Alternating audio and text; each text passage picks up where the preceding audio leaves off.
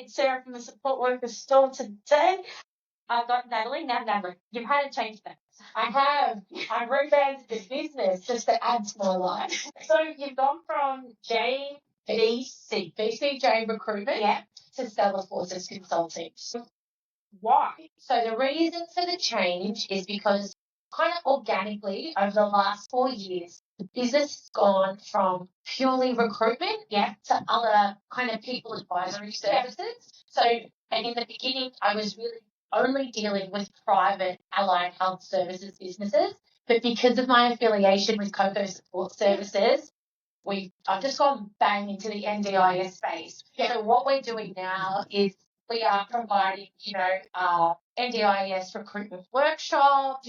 We're working, recruitment workshops. So we're working with smaller businesses, small to medium-sized businesses that don't necessarily have the budget or the funding to use a recruiter and teaching them how to do things themselves. Sorry, baby. Wow. Yes, that is really So where did you see this gap in the market? So I was finding that I was really getting a lot of my clients were larger businesses, and I was a small startup business. So my heart goes out to startups that kind of don't they want to grow, they want to hire people, but they can't because they don't have the dollars.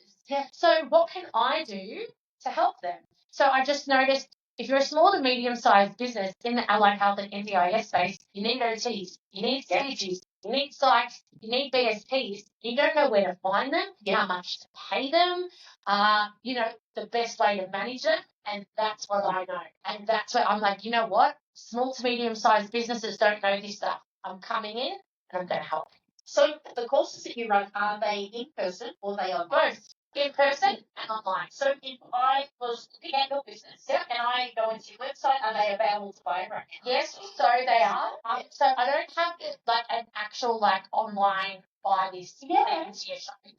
But my number is there and my email, and you can put an appointment with me via my LinkedIn page as well. And we can tailor something to suit you. And I know that not every business needs the same thing or has the same funding. So depending on what your needs are, I'll tailor something to suit you. I can't charge a business that's more established the same as a new business. And I'm more than happy to work that out with people as I go.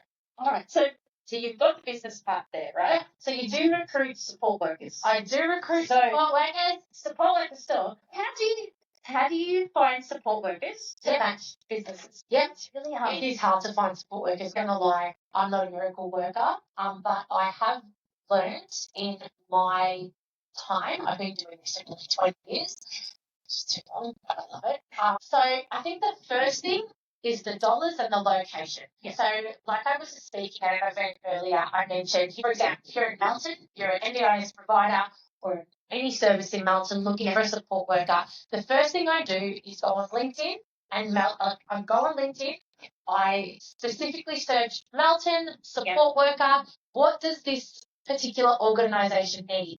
Are they going to be looking after participants that have intellectual disabilities, higher behavioural needs, more psychosocial?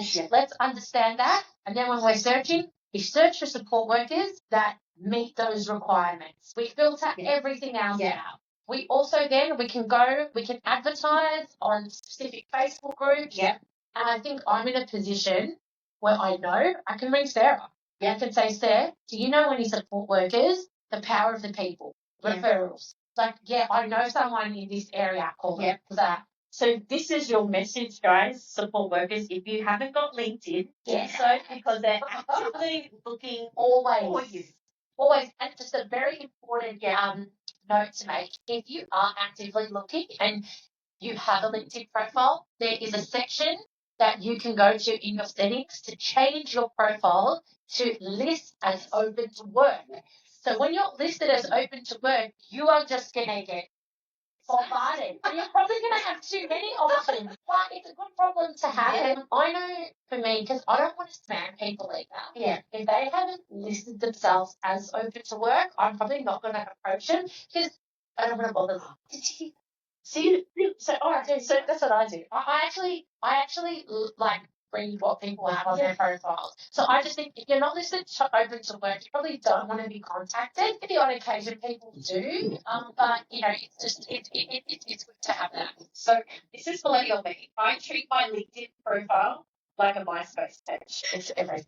I feel like that personality does matter. Like, especially on data jobs. It So does. your banner, your profile picture, Everything. what you write about yourself. Everything. It's in this day and age, if you are not on LinkedIn and you're applying, like, even if you're applying for jobs through Seek and things like that, which I'm not a big fan of, I feel like everyone, as an employer, they're always looking at LinkedIn anyway. If you don't have a LinkedIn page, it's like your posts don't exist. And I'm sorry, you can't be found. And you're as good as the information you put out there. So make sure it's up to date, specific. It doesn't matter if you're a support worker, OT, speechy, support coordinator, a student. You can even write in your bio, I'm a third-year psychology student looking for X, Y, and Z. Call me. This is my number. You need to reverse the market. Like, it's just reverse marketing. It's amazing. And we are in the era of personal branding. We're absolutely where you've got to go. You've got to be on LinkedIn. I know I do a lot on Instagram. And that's on Instagram is fantastic. It is, and it's all effective. But I just feel like when you're LinkedIn for the job. Yes. It's different. Once you're established and you've got your brand, yes, LinkedIn, Facebook, TikTok, it's all good. You know what I've been telling you when I've had this conversation? It's always cringy when you first message somebody on any platform. But you've got to do it. You've got to get over that cringy. You've got to get over the cringy. And you know what? You might reach out to 100 people and you might only have 2 successful link-ups, but in my experience, that's what it took for me, and it changed my life. It changed my life. It changed my life. It changed our life. It changed my life. And I guess I look at it from a recruitment HR standpoint, but I've worked in a number of different sectors over the last 20 years, the last 5 being allied health and disability services, and it's still proven to be the most effective tool.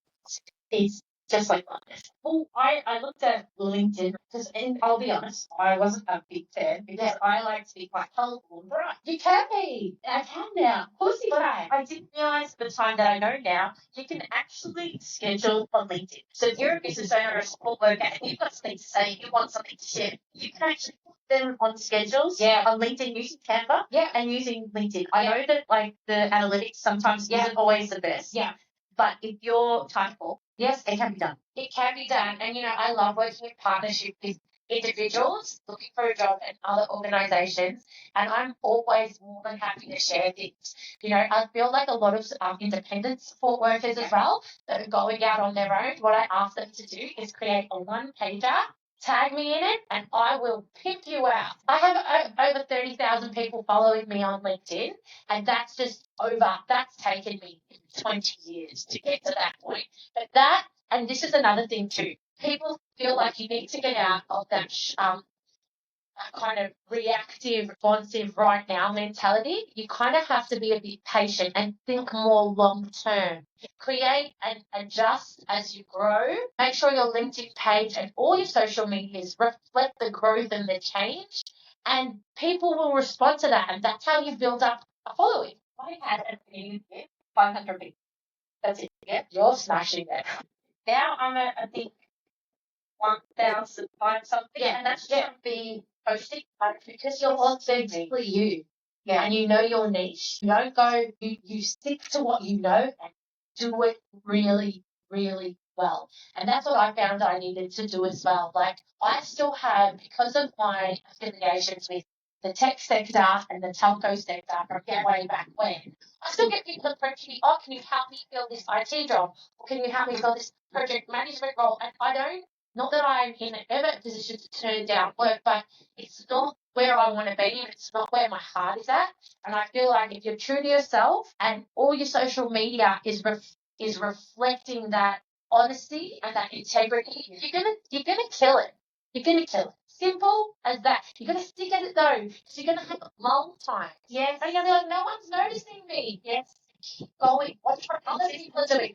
Consistency and discipline is key in the quiet. You can't give up on yourself.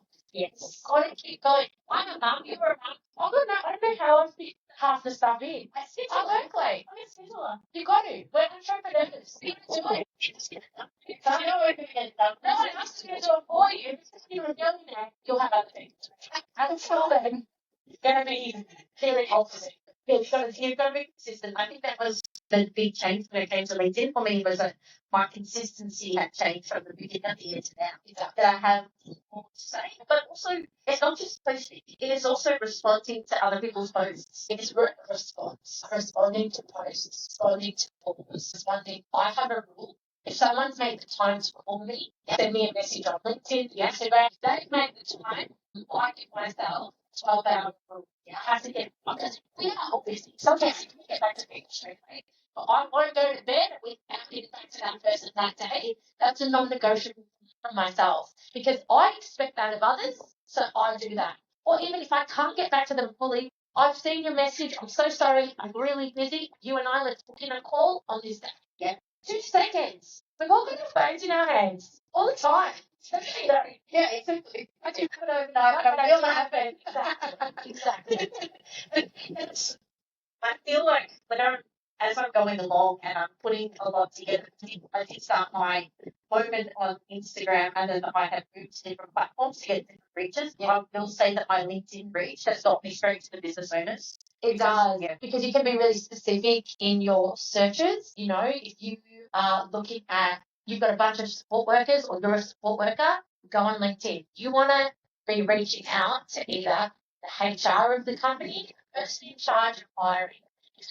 Business go straight to the director or straight to the CEO, or generally the relationship manager, like someone that has influence in the business. That's what you want, and they will respect the fact that you haven't just sent your resume. Hey, my name's Daniel. I'm a support worker. Yeah. I've had 10 years of experience dealing with people and participants in, with this diagnosis, with this. This is my phone number. Give me a call. I guarantee you, if you send that out to 20 different directors or 20 different HR managers, you'll at least get 2 phone calls back. It's a real, wow. I must admit, and when we're adding people, I know it might feel a bit like Facebook inquiry that they might not respond. You have to just do it.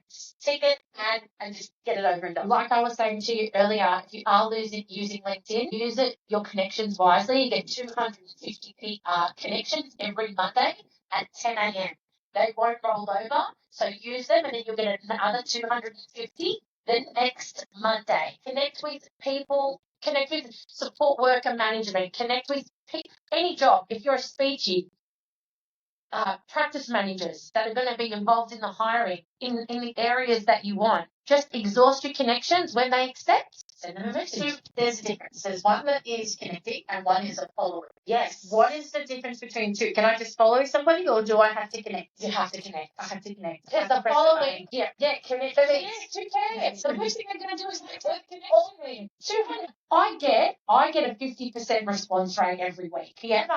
Even me. And I spend a lot of time mainly connecting with speechies, OTs, psychs, behaviour support practitioners, and support workers. Yeah, they're my 5 main. They're my core roles. Yeah, that I hire from Vic all the way up to Queensland. Yeah. Some areas there's a higher response rate than others. Regional areas you'll generally get a higher response rate as well. But you've just got to keep going. Do it every Monday. Watch, and then so you're building up that network.